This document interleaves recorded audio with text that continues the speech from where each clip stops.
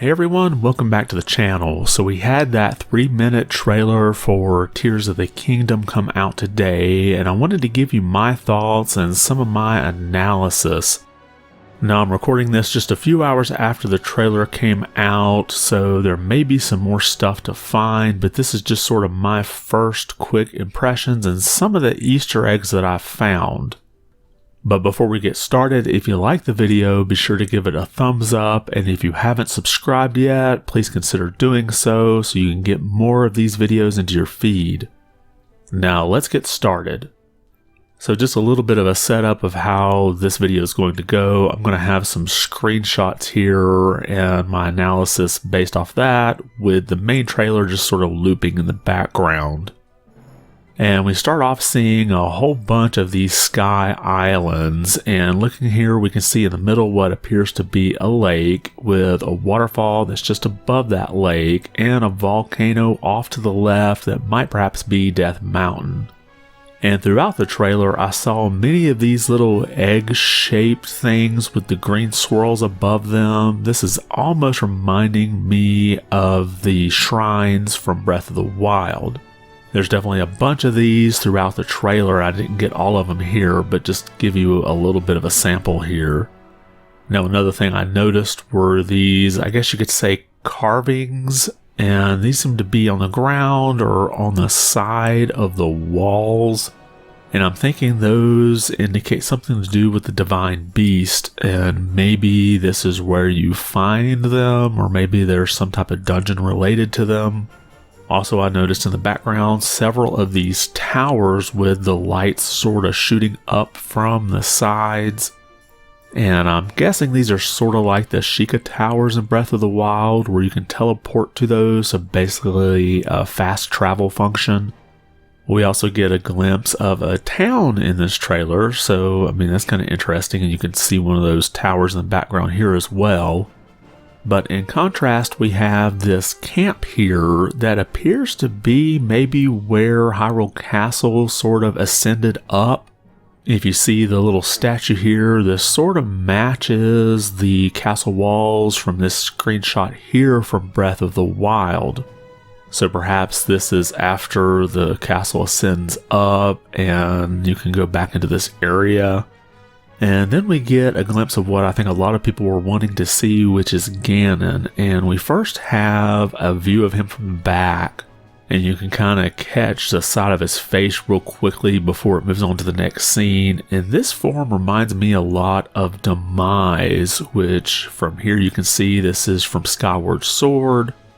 So again, we have another Skyward Sword reference here, but then later on in the trailer we do get a view of his face, and this almost seems like a different phase because you don't have as much of those big red hair strands coming out of the back. But I will note his forehead glowing here, and we'll get back to that in a minute. Now we have seen this shot here before with Link reaching out to Zelda as she's falling, but I will note that that is Link's right hand. And this sort of matches what we see later on in the trailer, where Link is holding the Master Sword and his whole arm sort of gets enveloped, and I'm guessing this is where it gets transformed. And we do have another shot where Link is grabbing the Master Sword before his hand is changed. Again, you can see this is his right hand, by which side his thumb is on. And I'm guessing all this happens early in the game, probably in order to give you the game mechanics that you have to use throughout. And then moving on, we have another scene where Link is sort of jumping from water bubble to water bubble. But one thing that's interesting is this item inside the little water bubble matches what we see later in the trailer inside of this sort of gumball machine thing.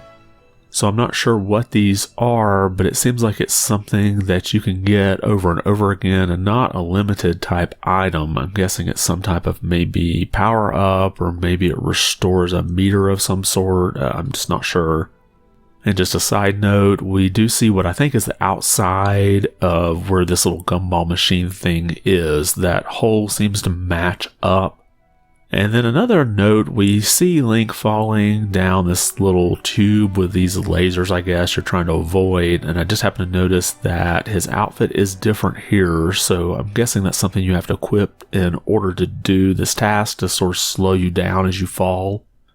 Now, I thought this little shot here was cool. It's inside of what I'm assuming is Hyrule Castle because it looks pretty much like it did in Breath of the Wild. And I'm not sure where this would fall within the game. This room looks pretty good shape, so maybe it's something early on. Now, the next thing that I thought was interesting to note is it looks like Link teams up with other characters. It looks like you see him teaming with maybe some of the champions or perhaps their descendants. So I'm imagining this might be specific areas in the game where you team up to get through something. I don't imagine that you can just sort of pull them out of storage and have them team up with you anywhere you want, but who knows. And this next shot, you can see the little minecart that we had leaked out from that art book, and I will note that it looks like Link attached the fan to the end here with that fuse ability.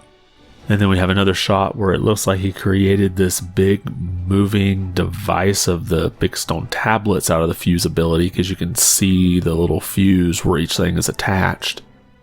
And then another fuse ability example, this little rotating thing that looks like it's shooting out lasers. And again, you can see the things fused together.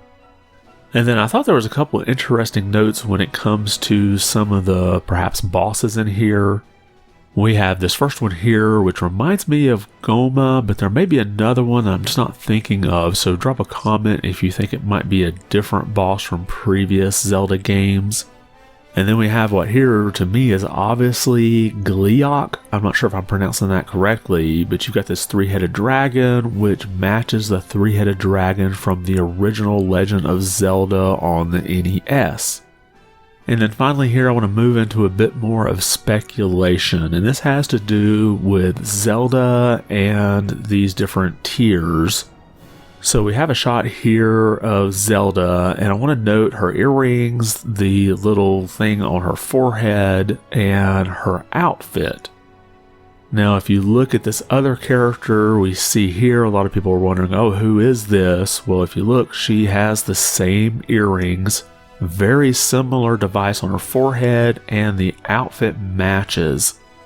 So I'm thinking this may be Zelda after she activates one of these tiers, because you can see her holding it in her hand in that other scene. And then again here you see it around her neck glowing.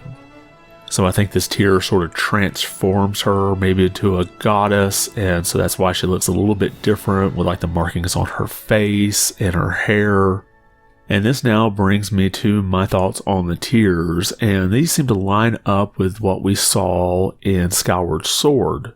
If you remember, you had different tiers that you had to collect in order to get to the Sacred Realm, I believe is the way that plot went.